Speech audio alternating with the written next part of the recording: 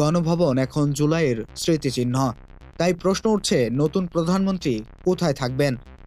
দীর্ঘ ১৭ বছর লন্ডনে নির্বাচিত জীবন শেষে নির্বাচনের ১.৫ মাস আগে দেশে ফেরেন বিএনপি চেয়ারম্যান তারেক রহমান। ওঠেন গুলশানে ফিরোজায় মায়ের বাসার পাশে ১৯৬ নম্বর বাড়িতে। সদ্য অনুষ্ঠিত নির্বাচনে ২/৩ আসন পাওয়া বিএনপির নতুন প্রধানমন্ত্রী হিসেবে তারেক রহমান শপথ নিলে নিজ বাসায় থাকতে পারেন।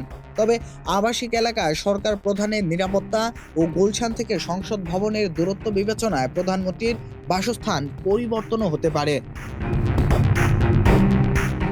গত বছরের সেপ্টেম্বরে সংসদ ভবন চত্বরে স্পিকার ও ডেপুটি স্পিকারের বাসভবনকে একীভূত করে প্রধানমন্ত্রীর বাসভবন করার সিদ্ধান্ত নেয় অন্তর্বর্তী সরকার।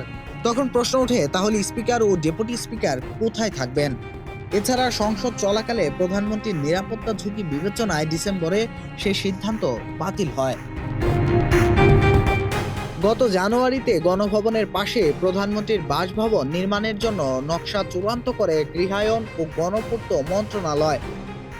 প্রতিরক্ষা মন্ত্রণালয়ের অফিস লাগোয়া ওই জমির একাংশে এখন সরকারি কর্মচারীরা বসবাস করছেন। নতুন সরকার মত দিলে এখানে কাজ শুরু হবে। তবে নতুন ভবন তৈরি করতে ২ থেকে ৩ বছর সময় লাগবে। রাষ্ট্রীয় অতিথি ভবন পদ্মা, মেঘনা ও যমুনায় বিদেশি অতিথি ও রাষ্ট্রপ্রধানরা অবস্থান করেন। অন্তর্বর্তী সরকার প্রধান সহ বিগত ৩ জন তত্ত্বাবধায়ক সরকার প্রধান যমুনায় ছিলেন। কাঠামো, যাতায়াত ও নিরাপত্তা বিবেচনায় হেডার রোডের ৩০ নম্বর ভবনেই হতে পারে নতুন প্রধানমন্ত্রীর বাসভবন।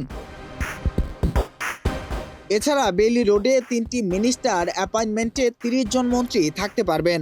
তবে মন্ত্রীদের জন্য নির্ধারিত এসব আবাসনের কয়েকটিতে এখন থাকছেন সুপ্রিম কোর্ট ও হাইকোর্টের বিচারপতিরা।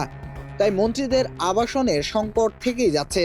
এদিকে ২০২৪ সালের ৫ আগস্ট সংসদ ভবন ও প্রধানমন্ত্রীর কার্যালয়ে প্রবেশ করে ছাত্র জনতা। রাষ্ট্রের সর্বোচ্চ এই দুই স্থাপনা ইতিমধ্যে সংস্কার করা হয়েছে। নবনির্বাচিত সংসদ সদস্য ও মন্ত্রিপরিষদ সদস্যরা শপথ নেবেন।